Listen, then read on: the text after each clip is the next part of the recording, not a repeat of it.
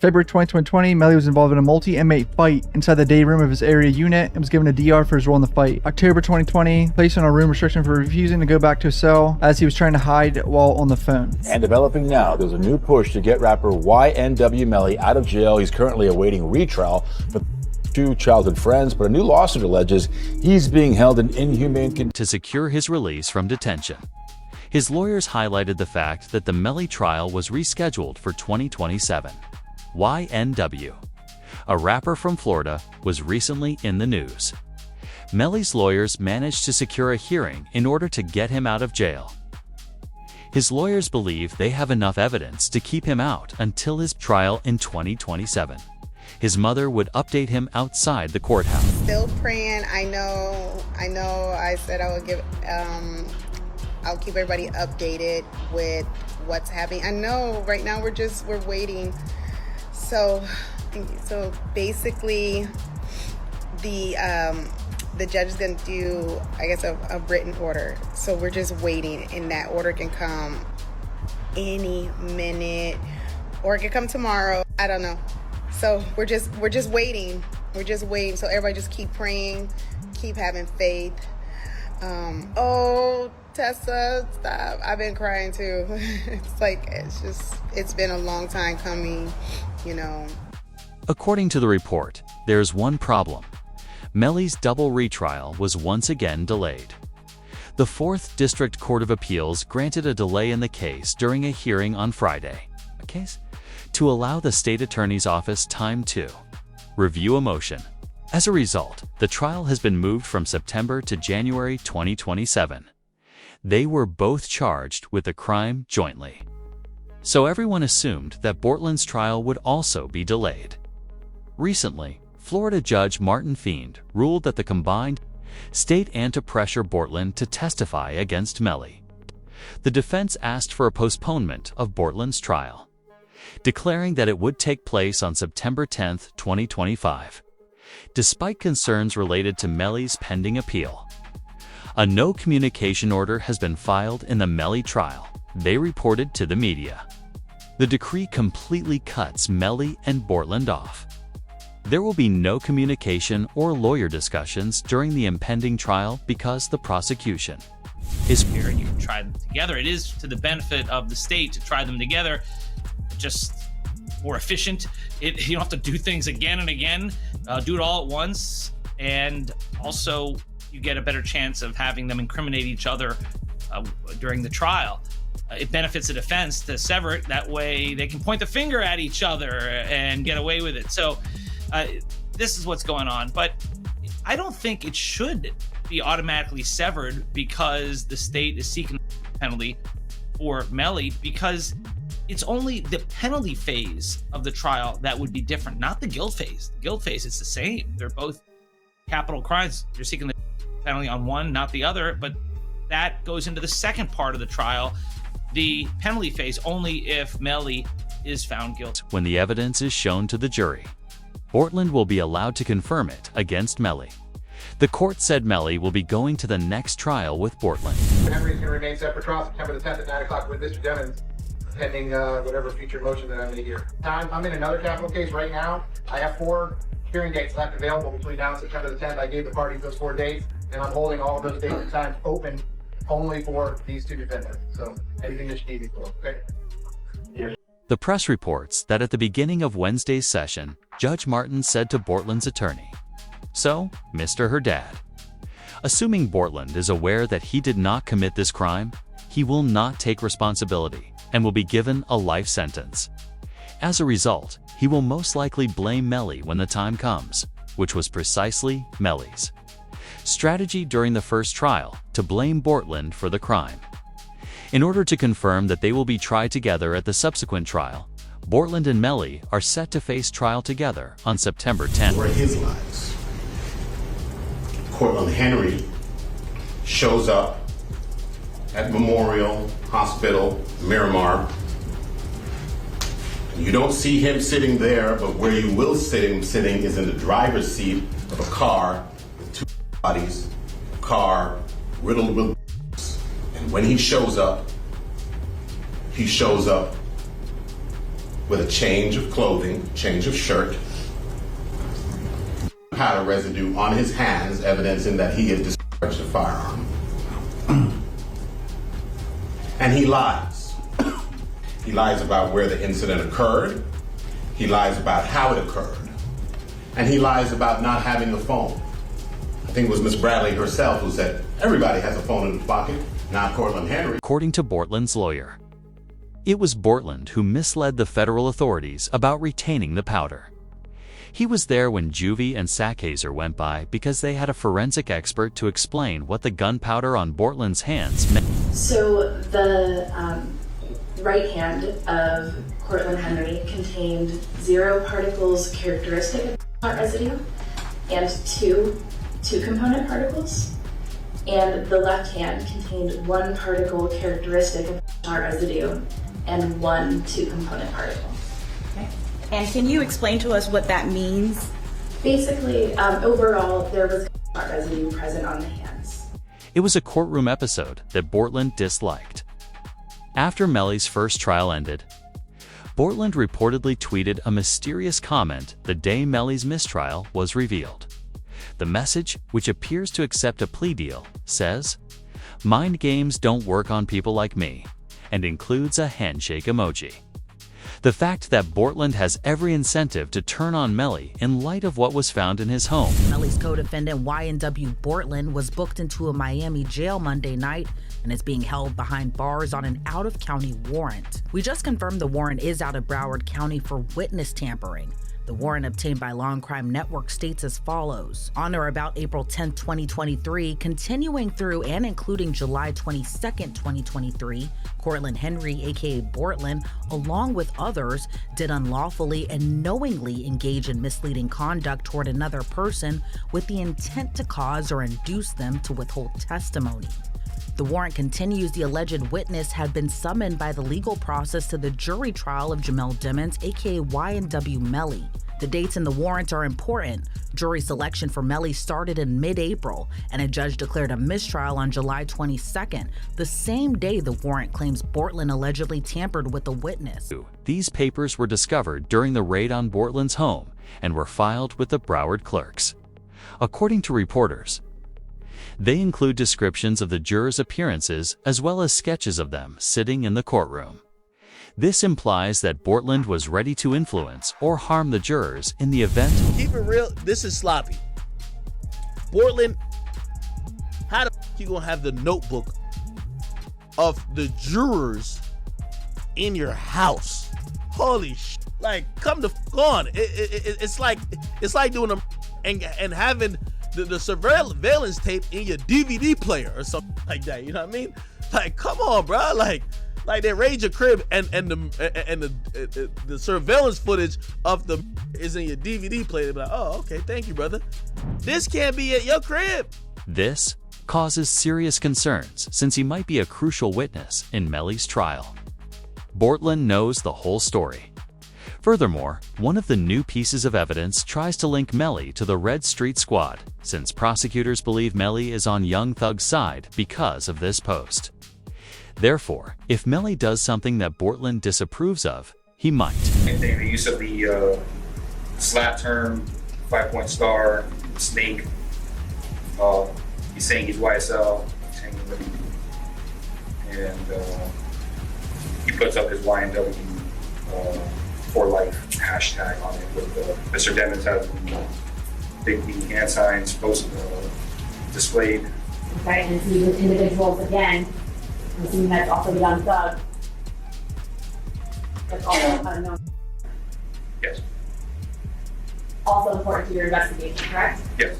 Also publicly available for anyone to see and capture. Although Bortlen could still confirm the assertion, Melly surprisingly told his lawyers to allow its use. The report states that today's hearing marks the first time Melly publicly went against his legal team's advice in open court. Melly got upset with his lawyer. Yes, sir. Against our advice, our client must proceed. You objected to it. We're requesting you to determine this automatic stay. Based upon what our client has instructed us, yes. Some others in the courtroom heard Melly say, I don't care. I'm not a member of any group. Neither can they prove it. 924-071. Call for an automatic stay while the They were aggravators. They go to membership, and again, there were things that the jury would have to find before going into penalty. Not aggravator, that's the death. Only Sorry. aggravator, that's the enhancement itself, Your Honor. That was charged. He was charged in committing the for the further, which is an aggravator in terms of the guilty. something that they would have to find by way of an interrogatory. Yes. by including testimony from a former O-Block member that Melly asked King Von for advice on how to deal with people. Fresh evidence that was not allowed during the last trial is being added too. Did Vaughn really tell you that Melly told him that he was two friends? He ain't come out and say, like, we got into an argument. And so, you know, if you know, when people could say something without saying it.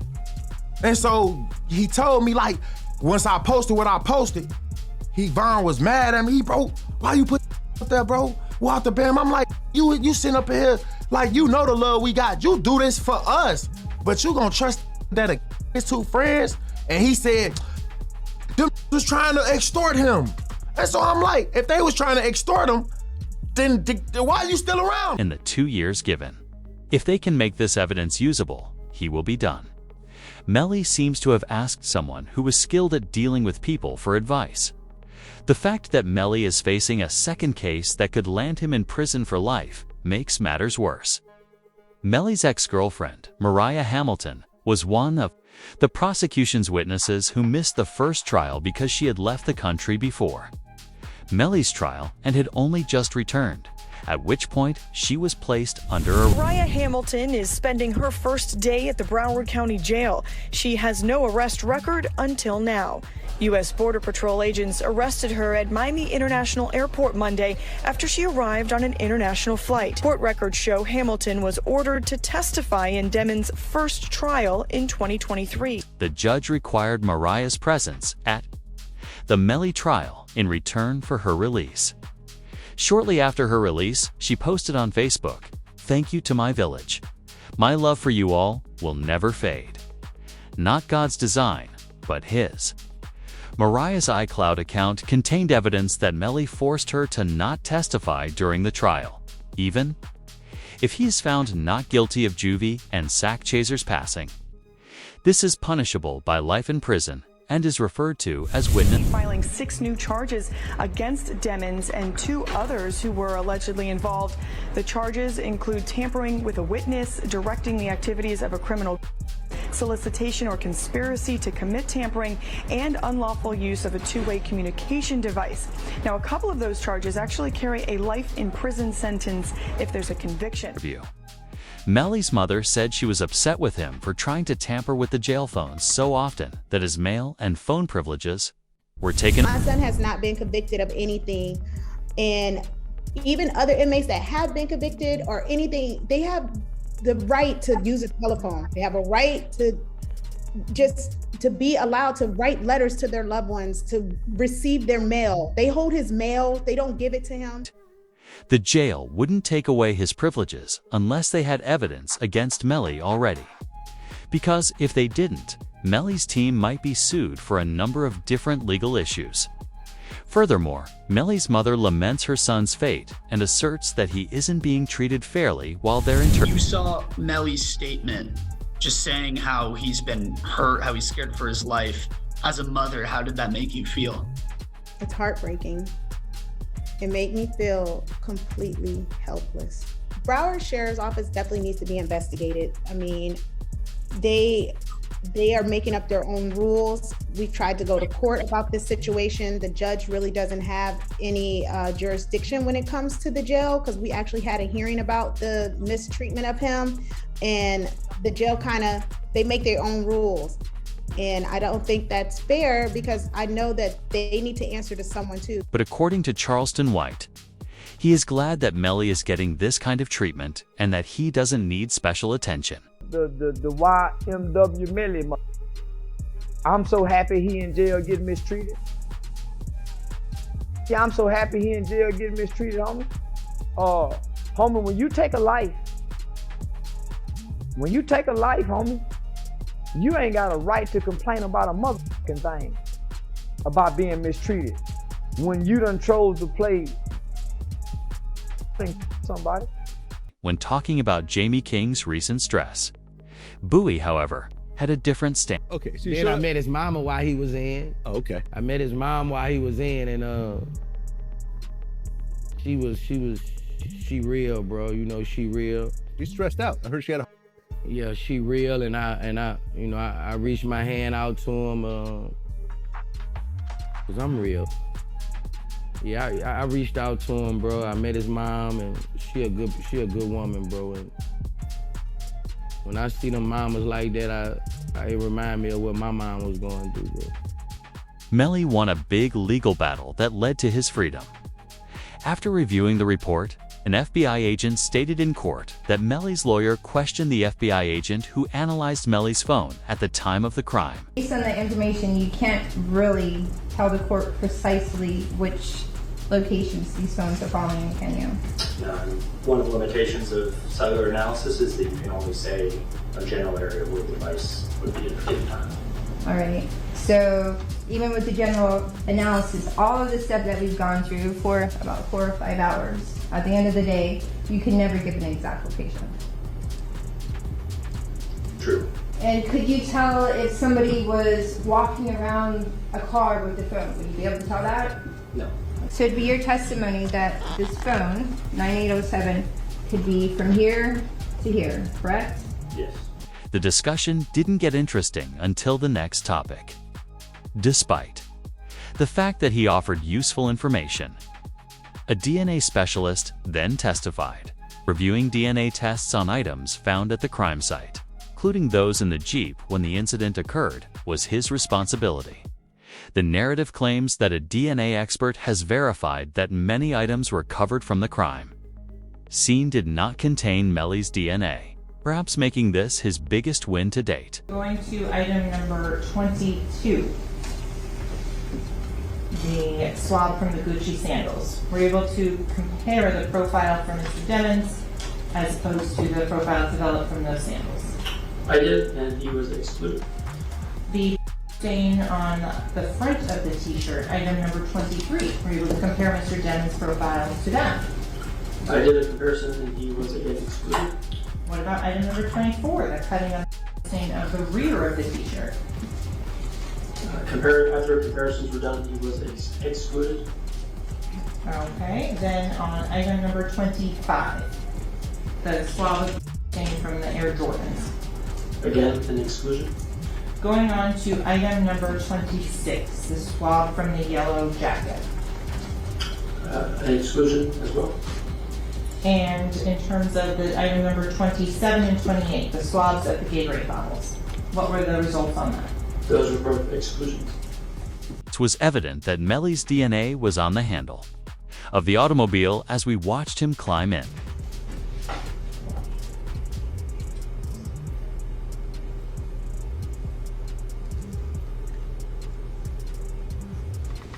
Excuse me, you're able to see? Yes? All right.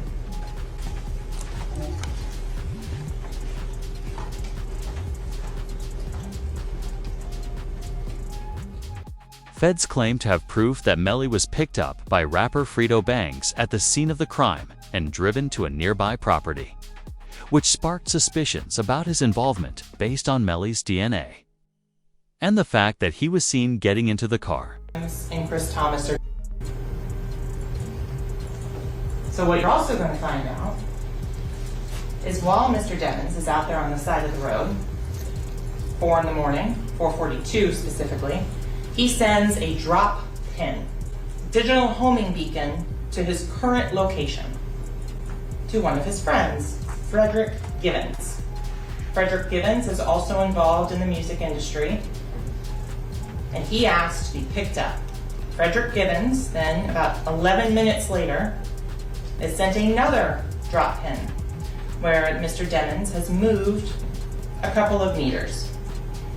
What you're going to find out as well, though, is these digital leashes, they have more than just phone call. With Bortlen on their side, they will address the important issue of the circumstances that followed. The tragedy 5 hours later, the updated evidence against Melly was released by the prosecution, He did not know he was being filmed confessing to the deaths of Juvie and Sackhazer. It won't work out. It had only been 5 hours after the crime had been perpetrated. In a parking lot, Melly and Bortlen were seen dancing on camera.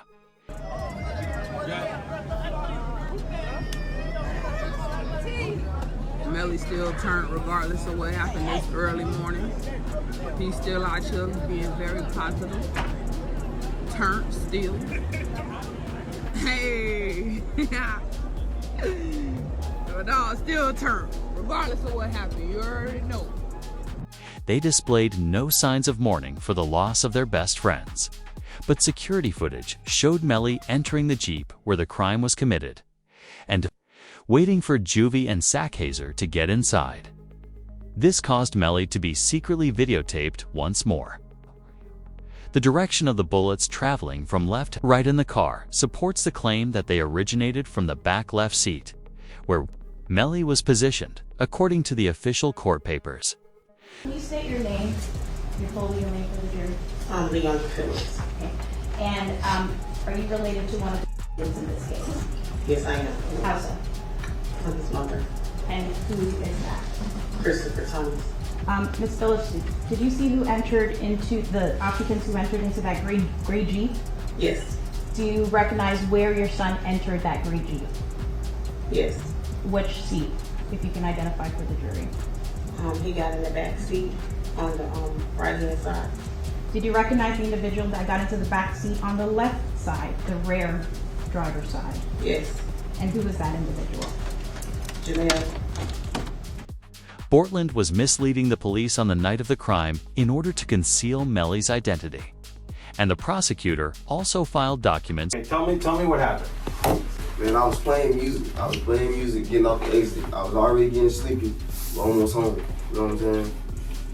And like, just out of nowhere, like, I just heard, you know what I'm saying? So, and I ducked down, you know what I'm saying, in the car, and I almost crashed the car. Let me back you up a few minutes. Where were you coming from? I was coming from the studio, from Fort Lauderdale. Fort Lauderdale studio. Which way did you take? I took I-75, 595 to 75. Expressway. Yeah. Then you took 75 south? The police know that his story is not logical. Despite his best efforts to remain calm, Bortlen's dishonesty was revealed. The hard part, where we're having a hard time to understand, is that we shut down that entire area and we had officers shoulder to shoulder walk it out. They didn't find as much as one shell casing. They didn't find one piece of glass. Nothing. Nothing to what you said adds up. And it's hard. Bro, I'm telling you, bro, that's the class. I mean, for whatever reason, your two friends, are these your good friends? Yeah, that's what I'm saying. These my like, these your two, I'm assuming close friends. Yeah. And you're doing them an in-service by not telling us the truth. I'm telling you the truth, sir. I don't like. What do you want? How do you make shell casings disappear? I don't know. How can I tell you about a shell case? When he discovers the chat isn't working, Bortlen gets upset and told y'all the story, and that's it, bro. I don't even talk about it no more. Like, cause I told y'all, like, I don't know. Like, I don't know. Okay, just so you know, all right, because you're saying, well, I don't want to talk anymore. There's going to be a lot more questions. There's, and we're not trying to piss you off. The thing is, we don't know your friends. Yeah. So the reason we have to ask all these questions, because the more we know about your friends, your lifestyle, your friend's lifestyle, your friends, his friends, and the circumstances surrounding today, the more, the easier it's going to be for us to try and solve this. When the suspect and the interrogator get to this point, the officer has an obligation to level the playing field. Because the suspect will not talk and does not want to continue the conversation. The goal is to keep asking questions in the hopes that the suspect will either unintentionally say too much or modify his story and provide information that is different from what he originally said. To shift the conversation, the officer inquires about several facets of the evening. For instance, how was Bortlen's driving? Has he hit everything and anything? And I'm driving, ducking for my life, trying to make sure I don't get hit. And you telling me, you telling me about shit. I don't know. You know what I'm saying? I'm trying to make sure I don't get hit. I'm driving. I'm trying to make sure I don't get hit. You know what I'm saying? What I'm gonna be worried about? You know what I'm saying? I know it's not for you to worry about. Shit crazy, bro. But if you tell me it happened there's gotta be some evidence there. There's gonna be broken glass, just like there's broken glass over here when you guys open the doors and stuff like that. Okay, there's gonna be broken glass over there when the windows got out. There's gonna be casings from the people at your car. Okay, there's gonna be evidence over there. Okay, right now, there's nothing. I kind of think I know what happened because I got information. If you know who did this, would you tell me? The police would inquire, while their allocated time for questioning was drawing to a close. By just telling me the truth, even if it's something that I don't want to hear, but I respect the truth rather than BS, okay? And it's a simple question. If you knew who did this, okay? You may or may not know. If you knew who did this, would you tell me? It's either a yes or no question. Answer.